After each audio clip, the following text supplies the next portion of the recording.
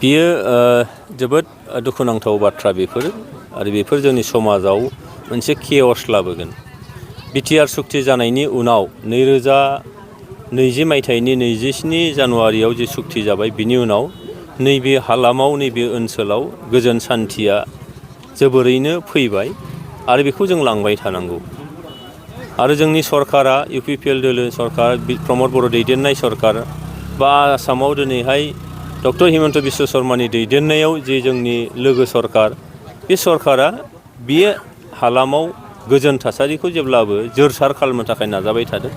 नाथाय सम सम मालाबा सोरनिबा थुनज्लायनायाव सोरनिबा नोङो दैदेननायाव मालाबा गोजोनखौ सिमफायनो हानाय बेबायदि थासारिफ्रा जोंनाव नुजाबाय थादों।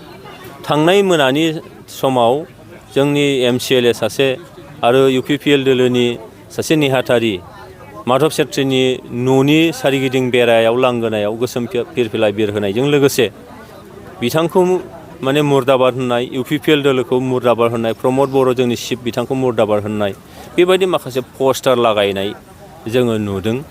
दा बियो जोंनि समाजनियाव आरोबाव मोनसे गिख्रंनाय लाबोगोन। समाजाव आरोबाव मोनसे गोजोन थासारिखौ सिमफायनायनि मोनसे थासारि लाबोगोन। बेखायनो जों बेखौ मालाबाबो जाहोनो हाया।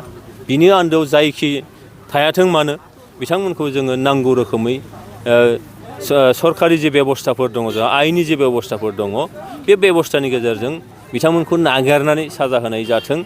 जाय दोल संगठन दङ बिथांमोननि दैदेनगिरिफोरखौ बेखायनो जोङो खावलायगोन जे बेबायदि गोजोनखौ सिमफायनो हानाय गोजोना बायस्रानो हानाय बे थासारिखौ जाहाथे दालाबोथों आरो सरकार मोनसेजों सोरबा बबेबा मोनसे हान्जा बबेबा दोलो आफादा जुजिनाय बियो मालाबाबो जाथाव नङा।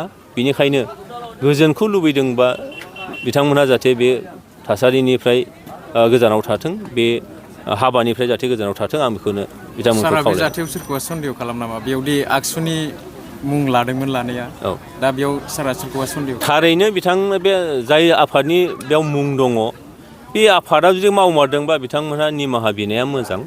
आरो जुदि मावाखैब्ला बिनि सिङाव मा दं बेखौ निस्सय नागिरनाय जाथों आरो जोङो हानजानिफ्राय नागिरगोन सरकारनिफ्राय नागिरगोन बिनि उनाव मा राहाफारि लानाय जायो बेखौ उनाव खालामनाय जागोन।